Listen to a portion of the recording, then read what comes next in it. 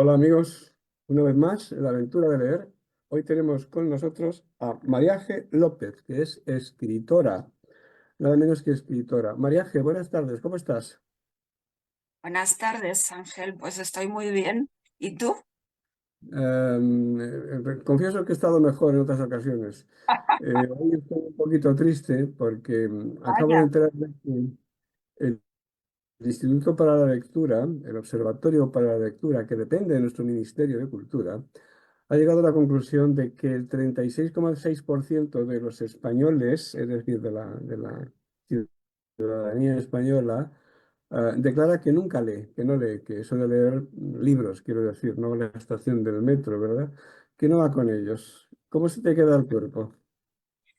pues mira, por un lado, igual que tú, triste, pero por otro lado respiro porque al decirme que hoy estabas triste, pensaba que era algo que te había pasado hoy, pero esta es una tristeza ya de tiempo, que venimos sintiendo desde hace tiempo. Yo también me pregunto por qué ese nivel tan bajo de lectores, ¿no? Y sobre todo una cosa que me sorprende mucho que es que se presume. Esto no lo había oído yo en mis 67 años de vida. A gente presumir de no leer. Esto es un fenómeno nuevo. Es decir, se dice, yo no leo. Y se dice así como con orgullo. Y esto me choca bastante. Bueno, yo tengo como tres.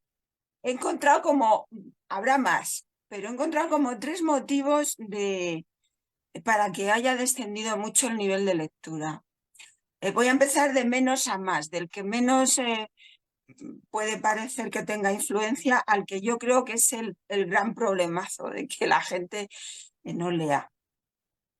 Por un lado tenemos el culto al cuerpo, la moda fit, que está muy bien cuidar el cuerpo, pero, pero es en detrimento de cuidar la mente, es en detrimento de lo cultural. Entonces, si hay tiempo libre, se invierte en cuidar el cuerpo, que está muy bien y de ahí tengo yo que aprender, porque yo cogeo del otro lado, pero creo que ese culto al cuerpo, esa moda fit que potencian las redes, el aparecer siempre en forma para, para dar buen aspecto y tal, eh, hace caer un poco el tema de cultivar la mente.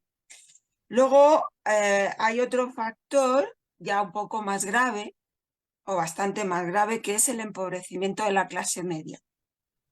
¿Y cómo repercute esto en la lectura? Pues, por ejemplo, antes, no digo que fuera mejor, pero con un sueldo una familia vivía y el resto, por ejemplo, siempre ha habido muchísimas más mujeres lectoras. Siguen siendo más en número las mujeres lectoras, pero antes tenían más tiempo, ¿no? Porque podían elegir un momento entre las labores para reservarse para leer y entonces leían. Y ahora no puede sobrevivir una familia con un sueldo, tienen que trabajar los dos. Se llega agotado a casa y cuando quieres ponerte a leer, mucha gente lo dice, se quedan dormidos. Y luego el problema número uno, que creo yo que es la gran historia de que no se lea, es las pantallas y la hiperconectividad. Es decir, hay estudios que nos dicen que las pantallas nos perturban la concentración. La concentración es muy necesaria para leer y, y además te quita mucho tiempo.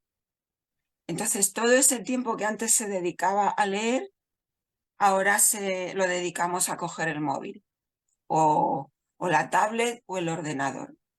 Y es tiempo que antes se invertía en lectura o en ver películas o en ir al teatro y ahora se invierte en darle al scroll para ver pasar vídeos que no te dejan huella y ese tipo de cosas.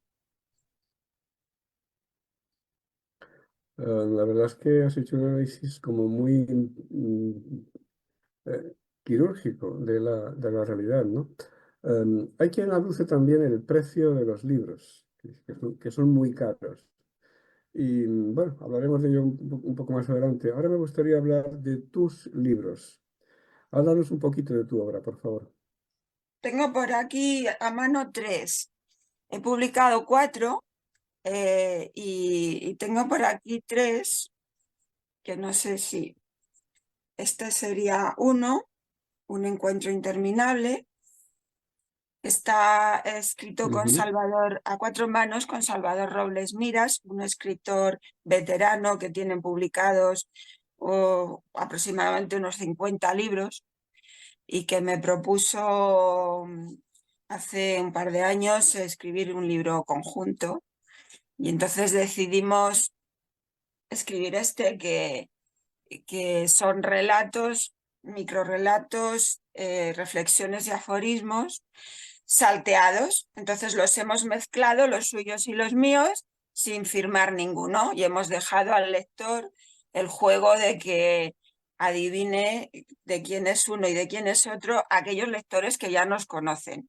Los que no nos conocen, evidentemente, van a notar un mm, cambio de estilo, porque Salvador y yo tenemos un estilo muy diferente, van a notar un cambio de estilo en los relatos, pero lógicamente no van a poder adivinar, como sí hacen nuestros lectores, de quién es un relato y de quién es otro, ¿no? Y este es Un encuentro interminable, con Salvador Robles Viras. Después está este, Por caridad, que es un libro, una ujú. novela autobiográfica. Por caridad es la historia de mis 4 años y medio en un orfanato católico franquista del franquismo, auspiciado por el Patronato de la Protección para la Mujer, una institución terrible de la que ya hay documentación y se sabe todavía muy poco. Y narro los 4 años que estuve del año 65 al 70, es decir, desde mis 8 años a los 13, narro mi estancia en ese orfanato. Y este es mi último libro, El mundo de la línea infinita, Ujú. que es una alegoría de la conexión universal, de, de eso por lo que estamos todos concernidos, todo lo que existe con todo, y, y es una fábula sobre eso. Hablas de ese hilo cósmico que nos une a todos. Sí, en la línea infinita es esa metáfora, ¿no? De esa unión que decía Carl Sagan. ¿Te acuerdas de Carl Sagan? No solamente me acuerdo de Carl Sagan, sino que le dediqué un libro. Pues fíjate, yo es que lo adoro, vaya, que yo no Sí. tanto como un libro, pero sí le dediqué 2 capítulos de mi blog, porque para mí fue un descubrimiento, una manera de acercarse a la naturaleza y al cosmos como yo no había visto nunca, y, y era un gran divulgador. Y entonces él decía que todos venimos del mismo sitio, que somos polvo de estrellas, ¿no? Y entonces de ahí, de esa conexión, digamos que este libro podría ser un homenaje a Carl Sagan Sí, también, ¿no? ¿te acuerdas que Carl Sagan envió dos mensajes a las estrellas? Las vallas, sí, A la Pioneer y con la Voyager. sí, Aquella placa de oro en la que se veía de qué punto sí, partía el la disco, etcétera. Y luego el disco de oro con los sonidos de la Tierra, sí, que sí. con Andruyan, luego fue Ah, su su mujer. viuda, y bueno, participó en el disco y siguió con la serie de Cosmos cuando Sagan falleció. Y Mm, sí, la verdad es que es interesantísima toda su obra, toda su faceta divulgadora, porque era un gran divulgador. Y es totalmente. Tenía pasión y la transmitía. mm, bien, muy Pues un bien. poco ahí, con esa herencia de Sagan, he ido tejiendo este libro, valiéndome un poco también de la fantasía, pero vamos, es eso, es una fábula mm, que- sobre la conexión universal, sobre el ecosistema común del que participamos todos. ¿Qué hay de autobiográfico en tu obra, Mariajo? Mariaje, pues Mariaje, perdón, sí. sí, pues depende del libro. Por ejemplo, de menos a más, en Beatricia, que fue mi primer libro, pues hay guiños, nada más. En Por Caridad, bueno, en Un Encuentro Interminable, pues hay retazos que son autobiográficos, algunos, sobre todo los que hablan de emociones, los relatos intimistas, esos están conectados con mis propias emociones. Luego, y las relato, las transmito. Luego, en el mundo de la línea infinita, pues hay también parte de autobiografía, sobre todo en la última historia, que es la de Menganita. Menganita es el nombre de una gata callejera. Ujú. Y luego en Por Caridad, pues es totalmente autobiográfica. Así que va como en escala. Cada libro tiene su partecita. Em, ¿Y por qué esos títulos, precisamente? Pues mira, Beatricia eso es una novela de fantasía. Beatricia viene de Beatriz, que Ujú. significa la que proporciona alegría. Entonces, Beatricia es una traslación a la literatura fantástica de un método de gestión emocional que una terapeuta que había publicado ya un libro divulgativo sobre esa terapia que ella utiliza, me dijo, mi libro no lo va a leer todo el mundo, yo quiero algo que puedan leer todo el mundo y quiero que hagas una novela de fantasía donde los personajes, todo esto antes de la que hizo Disney, ¿eh? Quiero que hagas una novela donde las emociones básicas sean personajes y la protagonista, que es una joven, vaya recorriendo un camino, que es el camino del héroe, con las emociones y las vaya conociendo. Y entonces, como llegaba al final a Beatricia, que es donde estaba la emoción final, que es la alegría, eh, por eso el título, porque Beatriz Perfecto. es la que proporciona felicidad. Luego, por caridad, tiene un doble juego de palabras. Por caridad no es caridad con mayúscula porque significa por caridad, esa frase hecha de que esto lo hace por caridad. Y luego por caridad porque la caridad es la protagonista de la novela. Mi alias en la novela es Caridad, Ajá. Caridad Martínez. Y entonces lo escribo por todas las caridades que hay, porque yo cuando escribí el libro este, pensaba que esto solo había pasado en mi centro y a mí y en mi centro. Y cuando me puse a investigar y a documentarme, me di cuenta que esto había pasado a escala nacional y que Ah, había decenas de miles de mujeres que habían pasado por ello y, y me empecé a enterar de historias de otras mujeres como yo y, y empecé a entrar en eh, bueno, en un sobresalto continuo, eh, y entonces decidí que tenía que escribirlo también por ellas, por todas las caridades, y por eso se llama así, por caridad, por el doble juego, ¿no? sí, Y el mundo de la línea infinita, pues lo hemos dicho antes, porque la línea infinita es una metáfora de esa conexión por la que estamos unidos todos. sí. Todos y todo lo que existe, Y y todo todos el seres vivos, en universo, realidad, sí, y porque todo casan lo la que Tierra. pasa en una parte del universo incide en la otra y así. Sagan decía que somos polvo de estrellas, infinitamente Eso es, limitados, pero polvo de estrellas al fin y al cabo. ¿Nos eso puedes es. leer algún párrafo, algún fragmento de tus obras? Sí, mira, voy a empezar por un párrafo de Un encuentro interminable. Ajá. Bueno, un párrafo es un relato breve, muy breve, de media página, y se llama El fantasma de Platero. ¿Qué tienes, Platero?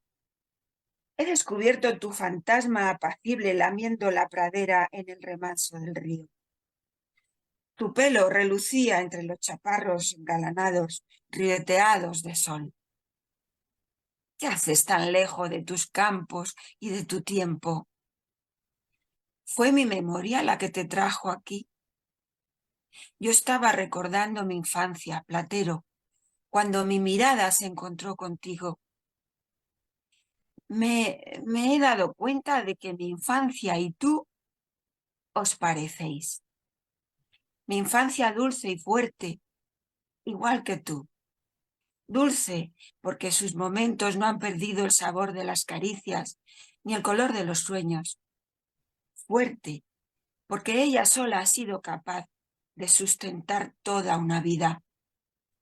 A mi infancia le brillaban los ojos, como a ti, y trotaba libre y dichosa por sus riberas como un asnillo contento, pendiente solo del segundo inmediato, del juego sorprendido, del roce esperado de unas manos seguras. Mi infancia se estasiaba en una flor, se perdía en las nervaduras de una hoja y en el olor de unos pétalos.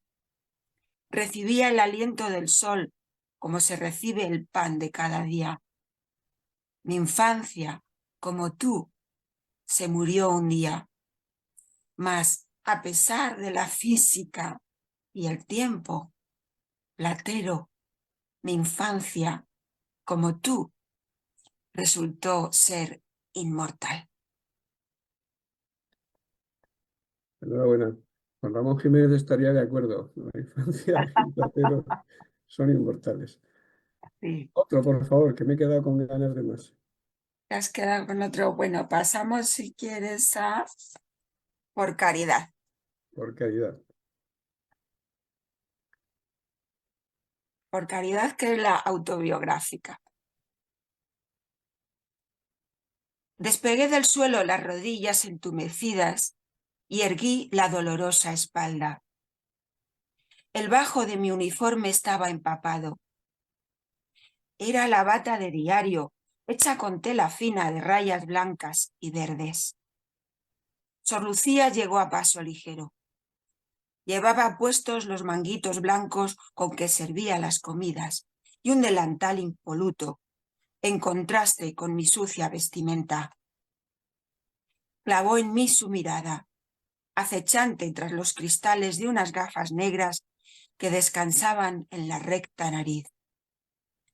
Eran sus labios finos y de inflexible gesto. Me instó a reanudar el trabajo. Le enseñé las manos y ni se inmutó. Una oleada de rabia me puso en pie. No friego más hoy. Me miró estupefacta y percibí que su mandíbula se tensaba. No se lo repetiré 125. Acabe su tarea. Viendo que yo no movía un músculo, me propinó varios golpes con el palo de la escoba, lo cual no modificó mi actitud. La impotencia ardía y me nublaba la vista, pero sonreí burlona. ¡Pégueme más! No era mi intención sufrir, en absoluto. Solo quería dejar bien claro que no estaba dispuesta a ceder. Ella me observaba, incrédula. Yo la azucé nuevamente. Venga, otra vez. Se ve que disfruta. Rabiosa descargó el palo sobre mis hombros. Yo trataba de protegerme con los antebrazos. Cuando cesó, me miró expectante y yo le devolví el desafío. ¡Otra vez! Mis dos compañeras lo presenciaban todo en silencio, excitadas ante aquella provocación. Sor Lucía reparó en ellas e inesperadamente se detuvo. Se arrepentirá de esto, Martínez, se lo prometo. Ese día no limpié ni una baldosa más. Por entonces yo tenía 13 años y llevaba encerrada desde los 9, ya sin esperanza de abandonar mi prisión hasta la mayoría de edad, que entonces era a los 21, aunque para las inscritas en este tipo de centros se extendía automáticamente hasta los 25. Tal vez la falta de horizonte o lo excesivo del mismo me hacía ser menos cautelosa. Empezaban a considerarme una interna problemática. No siempre fui tan rebelde. Pero eres rebelde y lo sigue siendo. Muy bien, muy bien, muy bien, muy bien. Yo le quería preguntar, en las presentaciones que tú haces de tus obras, Am, ¿cómo lo haces? ¿Cómo las planteas? ¿Qué oferta haces a la audiencia cuando estás hablando, pues eso, ¿no? De caridad o de las líneas que nos unen en el tiempo y en el espacio, o cuando estás hablando de... Es decir, mm, yo veo que cada autor hace un planteamiento de su obra diferente, digamos, más acorde con su propia personalidad y también con la personalidad de la obra que está presentando. ¿Tú cómo lo enfocas? A ver, yo las propuestas que hago en las presentaciones mías, que siempre tienen, es decir, no es una mera exposición de alguien que la presenta o que me presenta a mí y luego yo comento, suelen ser distintas. Cuando son, por ejemplo, en Beatricia, utilizamos el prefacio que estaba dedicado a David Bowie Mm, por una serie de casualidades que conectaron el libro con la muerte de David Bowie y entonces decidí dedicárselo a él. Entonces hice un prólogo, perdón, un prefacio dedicado a David Bowie y ese prefacio lo teatralizamos y en la presentación dos actores hacían el alter ego mío de la autora, que era la que aparecía en el prefacio, y un personaje, el que viene en la portada, que es un personaje que es un mago y es una emoción, una de las emociones además. Y además, como el actor era cantante, también era Yello Vallejo el actor, que ahora mismo está de gira con Antonia San Juan por ahí, por los escenarios de España. Eh, También es cantante y músico y entonces cantaba Life on Mars. Eh, por ejemplo, en Por Caridad también hubo un actor que recitó unos versos y también estuvo otra de Yello. Yello suele estar en casi todas mis presentaciones, si no en todas. Y también él cantó y por ejemplo, ¿cuál sería? Ah, bueno, en la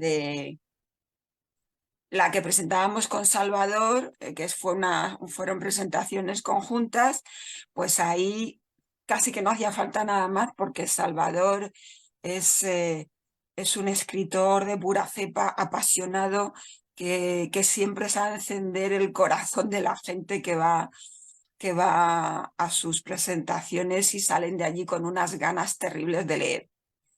Lo sabe hacer.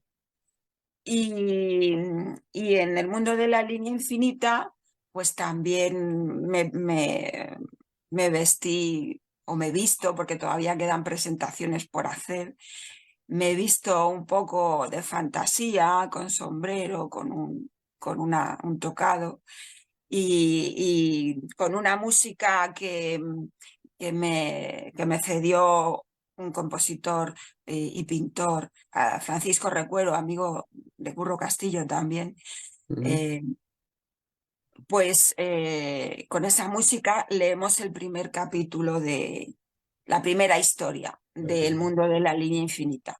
mm, Y entonces lo que intento que sean las presentaciones mías son un alto para para el encuentro con la vida desde la literatura.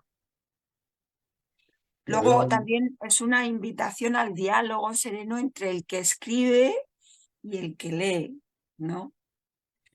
Y luego un tiempo también de expansión. Intento que sea un tiempo de expansión para el alma, del que el que asiste salga reforzado para el combate vital, que suena como muy épico, pero es así, o sea, creo que la vida tiene mucho de combate Épico y y, heroico. sí, y entonces pues intento que... y parece ser que se consigue porque se produce esa complicidad y siempre en los ojos de los asistentes, cuando, cuando llegan, tienen una mirada siempre afable, pero cuando se van, tienen otro brillo distinto en los ojos y, y creo que se van reconfortados y algunos lo manifiestan. Esa es Una, la propuesta de mis presentaciones. una propuesta original y desde luego interesante porque sí, es que estamos de acuerdo, es que esas presentaciones de aquí estoy yo, aquí está ella, aquí está el libro y ahora y ya está, y ahora vengo, ahora pasamos a firmar, pues ya están muy vistas, efectivamente. Es que yo creo que por eso se Es, produce que asista tan poca gente a las presentaciones, es porque al importante. final es que son aburridas. Sí, honestamente sí. Y bueno, otro párrafo, por favor, otro fragmento. Vale, pues mira, te voy a leer algo de El mundo de la línea infinita, del último, ¿vale? Ujú, Te voy a leer la última historia, el inicio de la última historia, que es el dedicado a Menganita, que es una gata, ah, aunque al principio no tenía nombre. La gata sin nombre se despereza lenta. Abre la boca cuanto le dan de sí las comisuras y enseña la rasposa lengua y las encías melladas. Entona los músculos de su cuerpo flaco tensando las extremidades y arqueando la espalda como un taiko bashi, ese puente de jardín japonés que evoca el tránsito de la vida terrenal a la celestial. Luego se proyecta hacia atrás, extendiendo las patas delanteras por turnos, tomándose su tiempo para recuperar a continuación la posición erguida. Concluye el ritual de estiramientos con otro largo bostezo que delata sin reserva la ausencia de varias muelas y los dos colmillos izquierdos, arriba y abajo. Dicho vacío imprime a su boca un rictus algo torcido, como si estuviera siempre al borde de un estornudo. Incluso con este defecto se trata de un animal bello, una gata muy bonita, a decir verdad. Pero claro, de esto último, ella no tiene ni la más remota idea. Observa el mundo desde sus ojos verdes, engarzados como esmeraldas en la carita graciosa. Posee una mirada dulce e interrogante, mirada que a su vez atesora respuestas nunca entregadas. Es quizá una forma de mirar extraña para un gato callejero, que siempre ha de mirar alerta como salvaguarda. Su faz reluce con el pelo estriado, una franja de arcilla rodeando los párpados y lechoso desde la nariz al pecho. Las bandas más oscuras se pierden en su trayecto hacia el lomo para difuminarse en un batiburrillo tricolor y regresan a su intensidad cerca de las patas, hasta que alcanza la cola donde se hace anillos cada vez más pequeños. Una cola, por cierto, que casi siempre enarbola como un mástil sin bandera. Es un rasgo de la dicha que siente por estar viva. En la punta de su oreja derecha tiene un picotazo, un pequeño corte en V, la marca de una gata callejera que ha sido esterilizada quién sabe cuándo. A la gata sin nombre ninguna de estas tachas le importan, ya que no es consciente de su propio aspecto. Es muy cuidadosa, en cambio, con el aseo, la tarea en la que se empeña con asiduidad. Cuando se la observa con benevolencia, no queda más remedio, si se es honesto, que admirar el donaire de su vagabunda elegancia y sentirse conquistado por el encanto que destilan sus ojos. caramba, colmenganita. Muy bien. Una cosa que te quería preguntar es, ¿Cómo pueden los lectores acceder a tu trabajo? ¿Cuál es la forma más rápida, más directa o no sé, o la más habitual? Pues mira, pueden, a más comodidad suya, pueden ir a su librero habitual, a su librería de referencia y Mm, pedirlo. Si no lo tiene allí, el librero lo pedirá a UDL o a la distribuidora que sea. También lo pueden pedir en la Casa del Libro, en el Corte Inglés, en el AFNAC, en Amazon, incluso lo pueden pedir a la misma editorial, que en 2 días se lo envía, que perfecto. es MAR Editor. MAR Editor. Iba a pedir Editor que es me lo la dijeras, misma ya lo has editorial de dicho. Ediciones Irreverentes. Lo que Ujú. pasa que en MAR tienen narrativa y Irreverentes está como más volcada en teatro. En teatro, sí. Ah, fíjate que se lee poca narrativa, pero poesía y teatro es que se ve ya poquísimo. Sí, es una, es una valentía por su parte, Sí, sí, eh, no cabe duda, no cabe duda. el tener una línea de teatro porque lo aman, realmente aman el teatro, pero es una valentía por su parte porque el teatro sí que se lee poco, sí. Sí.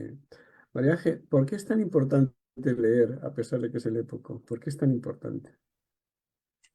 Jo, es que leer, mira, tengo por aquí hoy precisamente leía de Salvador, el señor el escritor del libro con el que hemos escrito conjuntamente, había publicado hoy algo sobre los libros. Lo tenía por aquí anotado porque me pareció precioso para la entrevista de hoy. A ver, mira, dice, los libros con alma, esto lo ha publicado en su Facebook de hoy. Los libros con alma, aunque creas que los has olvidado, viven en ti, enraizados en tus entretelas. Por eso, cuando los necesitas, acuden a ayudarte en secreto, sin alaracas. Tú no crees que han sido ellos los que te han iluminado, porque estás seguro de que olvidaste su legado. Te equivocas. Un buen libro, el que tiene alma, nunca se olvida de sus Ay, qué lectores. bueno. Me ¿A parece qué muy es bonito. bonito? Muy bonito. Me ha recordado mucho al Pues yo, maestro yo Borges. creo que además es importante leer porque los libros nos enseñan una cosa fundamental para vivir y nos enseñan a hacer las preguntas correctas. Y luego además en ellos están muchas de las respuestas. Y además hay otra cosa fundamental de los libros y es que nos ayudan sí, nos ayudan y nos enseñan a comprender el mundo, esa cosa tan loca, ¿verdad? Y también a comprendernos a nosotros mismos. En los libros nos vemos reflejados. Entonces, encontramos eso, respuestas, pero además, lo que es más importante todavía, ¿qué preguntas hacer? Mi maestro de filosofía, mi profesor de filosofía, decía que la importancia de los filósofos de la antigüedad, los grandes filósofos griegos, etcétera, no estaba tanto en las respuestas que daban, sino en las preguntas que se hacían. Eso, a esa conclusión llegué yo, que si no me hacía las preguntas adecuadas, las respuestas no me iban a servir. No las vamos a encontrar nunca, pero hay que preguntarse, hay que preguntarse. Sí, Eso es algo que también una decía vez Carl sonará Sagan. la flauta. No, lo que decía también Carl Sagan, cuestiónalo todo, pues yo prefiero saber antes que creer o suponer. Es Sí, yo una frase también. de Sagan. Sí. Bueno, el tiempo es inexorable, incluso para Carl Sagan. Y lo último que me queda por decirte es, en la cadena de la aventura de leer, los suecos dicen que una cadena es tan fuerte como lo sea su eslabón más débil. ¿Es posible que el eslabón más débil de la cadena de leer sea el precio del libro? Porque tenemos a un autor, tenemos una serie de profesionales auxiliares de la edición, que son correctores, ortotipografistas, diseñadores, maquetadores, yo qué sé, estilistas. Están las imprentas, está el papel, está el que diseña la cubierta, a no ser que tengas ya alguien que te las tenga hechas. Están, bueno, yo qué sé, hay cantidad de cosas. Luego están los distribuidores, que bueno, que ellos se encargan de llevar, como tú dices, ese libro en 2 días hasta tu librería habitual. Y por último está un editor detrás, una editorial, que se supone que controla, vigila, supervisa y corre con todos los gastos de esa enorme y larga cadena, que es invisible al ojo del lector. El lector dice, hay un autor, una autora, hay una obra, hay un título y ya está, y hay un librero. Parece que no hay nada más, ¿no? Y bueno, pues fíjate, desde el que fabrica el papel hasta que pues hay muchos eslabones en esta cadena. ¿Cómo crees tú que se podría mejorar la fuerza, la resistencia, la capacidad de esa cadena? Te voy a contestar enseguida, pero antes es que no quiero que terminemos sin decir una cosa del mundo de la línea infinita, que es mencionar a Marta Visera García, que es la ilustradora. Es la ilustradora, ella ha hecho una ilustración para cada, voy a ver si pillo otra por aquí, por lo menos para que se vean dos, la portada y, bueno, esta es la de la primera historia. Bueno, Ajá. la segunda historia se llama Separación. Las historias van así, unidad, separación, eh, a ver, separación, miedo, nostalgia, bueno, van así por títulos, ¿no? Por etapas. Y por ejemplo, separación es la historia de un nacimiento, de un parto contada por el feto. No sé si se ve o da el Desde el reflejo. punto de vista del nascituro. Sí, Sí, efectivamente, lo va contando el feto, ¿no? Y te quería enseñar alguna otra más, a ver, porque es que son preciosas. Y a ver, bueno, la anciana que también sí, aparece, sí. pero te quería enseñar. Los protagonistas son una niña que luego es una anciana, un árbol centenario, un pájaro azul que desciende de un ángel. No sé si se ve aquí. Sí, sí, sí, sí, están ahí las figuras. Son 7 historias independientes que luego están conectadas entre sí para seguir con la estructura, esa idea de la conexión y de la línea infinita. Entonces, todas las historias están conectadas y al final todo dan sentido al todo, ¿no? Bueno, y me preguntabas que si el precio del libro es el eslabón más débil para impedir que la gente lea. Si la gente quiere leer, ningún precio del libro se lo va a impedir, porque las bibliotecas están llenas de libros y no cuestan nada leerlos. Tampoco creo que sea un precio excesivo cuando no nos importa gastarnos en 2 cañas a lo mejor el doble de lo que cuesta un libro.